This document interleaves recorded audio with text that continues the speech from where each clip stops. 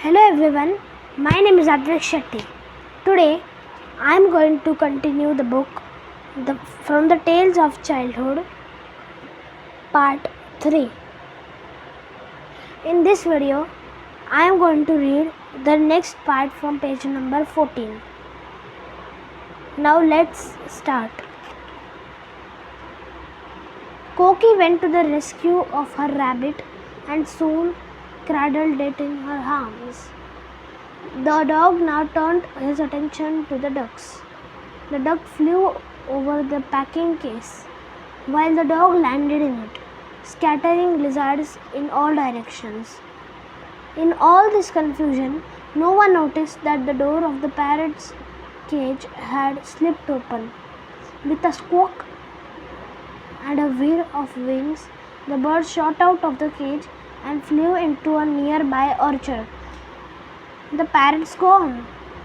shouted Dolly, and almost immediately a silence fell upon the assembled visitors and children. Even the dogs stopped barking. Granny's praying parrot had escaped. How could they possibly face her? Teju wondered if she would believe him, and if he told her it had flown off to heaven. "Can anyone see it?" he asked tearfully. "It's in a mango tree," said Dolly. "It won't come back." "Well, there's 10 rupees we have collected. We can buy a new parrot for 10 rupees. But won't Granny know the difference?" asked Teju. "All these hill parrots look alike," said Mukesh. So taking the cage with them, they hurried off to the bazaar, where they soon found a bird seller who was happy to sell them a parrot not unlike Granny's. He assured them it would talk. "It looks like your grandmother's parrot," Mukesh said on the way home. "But can it pray?" "Of course not, Koki. But we can teach it."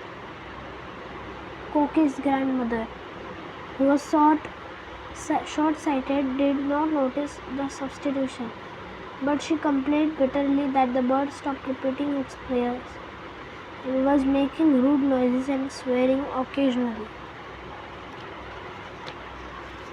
Teju soon remedied this sad state of affairs.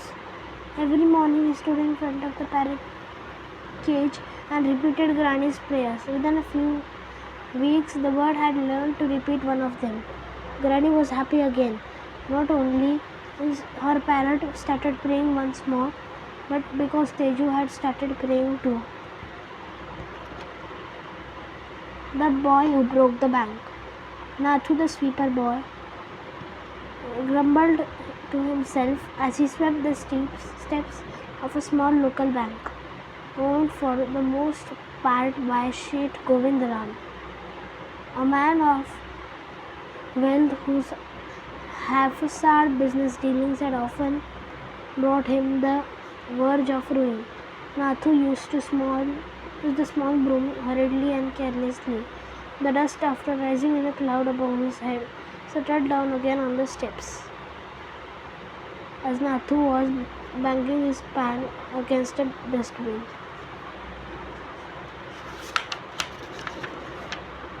Sitaram, the washerman's son, passed by. Sitaram was on her delivery round. He had a bundle of pressed clothes balanced on his head. "Don't raise such a dust," he called out to Nathu. "Are you annoyed they are still refusing to pay you another 5 rupees a month?"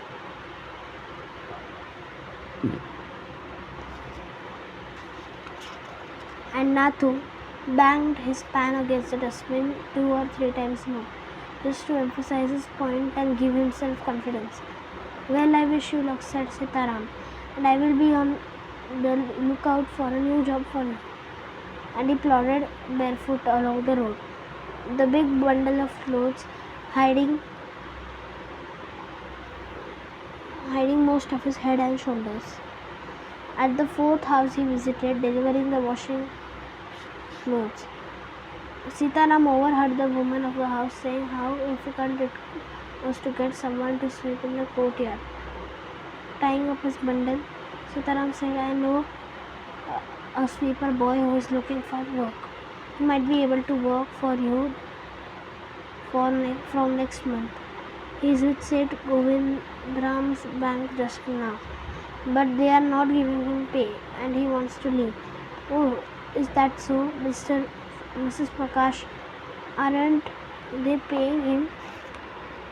They must be short of money. And Sitaram with a shrug. Prakash laughed. Well, tell him to come and see me when he is free.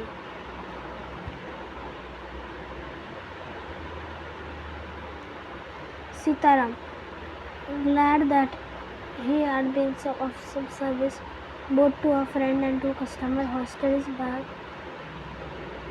on his shoulders and went on his way. Mrs. Prakash had to do some shopping.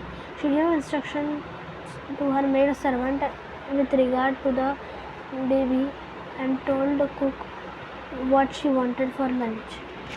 Her husband worked for a large company and they could keep servants and do things in style. Having given her orders, she set out for the bazaar to make her customary tour of the clothes shops. A large shady tamarind tree grew near the clock tower, and it was here that Miss Prakash found her friend, Miss Bhushan. Sheltering from the heat, Miss Bhushan was fanning herself with a large peacock's feather. She complained that the summer was the hottest in the history of the town. She then showed Miss Prakash a sample of the clothes she was going to buy. For a few minutes they discussed its shade, texture and design. When they exhausted the subject, the Miss Prakash said, Do you know, my dear, said Govindram's bank can't even pay its employees. Only this morning I heard a complaint from the sweeper boy who has not received his pay for 2 months. It's disgraceful, exclaimed Miss Bhushan. If they can't pay the sweeper, they must be in a bad way. None of the others can be getting paid either. She left Miss Prakash at the tamarind tree and in search of her husband who had found under the fan in Jugal Kishore's electrical goods shop and playing cards with the owner. So there you are, cried Miss Bhushan. I had been looking for you nearly an hour. Where did you disappear to? Nowhere, replied Bhushan. If you had remained stationary in the shop, you might have found me. But you go from one to another, like a bee in the flower garden. Now don't start grumbling. The heat is bad enough. I don't know what's happening to this town. Even the bank is going bankrupt. What do you say? Said Jugal Kishore. Which bank? Said Govindram's bank. Of course, I heard they stopped paying their employees. No salary for over 3 months. Don't tell me you have an account with them, Mr. Kishore.